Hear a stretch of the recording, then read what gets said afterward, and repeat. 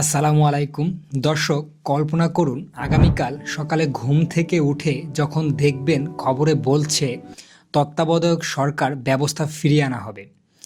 সেটা নিয়ে গণভোট হবে কিনা সেটা সম্পর্কে আপনাদের ধারণা নেই, অথবা রাষ্ট্রপতি শাসিত নাকি প্রধানমন্ত্রী শাসিত সরকার, এই প্রশ্নে জনগণ সরাসরি ভোট দিবে। আপনার প্রথম প্রতিক্রিয়াটি তখন কি হবে? অর্থাৎ খুশি হবেন যে অবশেষে জনগণের মতামত নেওয়া হচ্ছে, নাকি আপনি সন্দেহ করবেন যে আসলে এটা একটি নতুন রাজনৈতিক চাল? আসলে গণভোট এই শব্দটা শুনতে খুবই গণতান্ত্রিক লাগে আমাদের, জনগণের ভোট, সরাসরি সিদ্ধান্ত। কিন্তু বাংলাদেশের রাজনৈতিক বাস্তবতায় গণভোট আসলে কি বোঝায়? এটা কি সত্যি সমাধান হতে পারে, নাকি আমাদের রাজনৈতিক সংকটের একটি নতুন চাল, নাকি এটা আরেকটা নতুন ঝামেলা তৈরি করবে?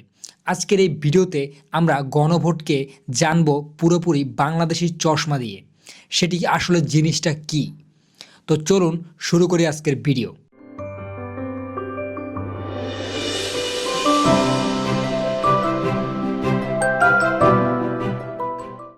প্রথমেই থাকছে ১৯৭৭ সালের গণভোটের আসল ইতিহাস, যেটা আমরা অনেকেই জানি না। বর্তমান রাজনৈতিক বাস্তবতা এবং ভবিষ্যতের সম্ভাবনা। তো চলুন শুরু করি। নাম্বার 1, বাংলাদেশের গণভোটের ইতিহাস। প্রথমেই আমরা ফিরে যাই সেই ১৯৭৭ সালে, স্বাধীনতার মাত্র ৬ বছর পর, অর্থাৎ বঙ্গবন্ধু হত্যাকাণ্ডের ২ বছর পর ক্ষমতায় তখন general Ziaur Rahman. Our nation stands at a crossroads. ১৯৭৭ সালের Duty and ৩০ May unity will guide us to বাংলাদেশের victory. ইতিহাসে প্রথম এবং এখন পর্যন্ত একমাত্র গণভোট অনুষ্ঠিত হয়। প্রশ্ন ছিল খুবই সরল: আপনি কি রাষ্ট্রপতি জিয়াউর রহমানের প্রতি আস্থা রাখেন? অর্থাৎ লক্ষ্য করুন, প্রশ্নটা এটা কোনো নীতি বা সংবিধান সংশোধনের প্রশ্ন না।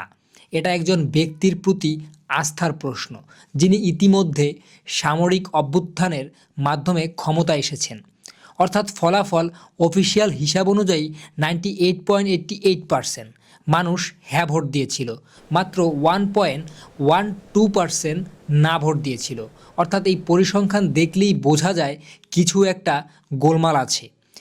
কেননা গণতান্ত্রিক ভোটে 98% পাওয়াটা কি প্রায় অসম্ভব? না, অবশ্যই সেটি একটি অসম্ভব। এমনকি সবচেয়ে জনপ্রিয় নেতার ক্ষেত্রেও তৎকালীন বিরোধী দলগুলো অভিযোগ করেছিল ব্যাপক কারচুপির। বলা হয়েছিল সরকারি আমলা, পুলিশ, সেনাবাহিনী সবাই মিলে এই ভোট জিতিয়ে দেওয়া হয়েছিল। ভোটারদের সামনেই হ্যাঁ সিল দেওয়া হয়েছিল। বিরোধী মতামত প্রকাশের স্বাধীনতা ছিল না একদমই। অর্থাৎ আন্তর্জাতিক পর্যবেক্ষণ বা স্বাধীন মিডিয়া তখন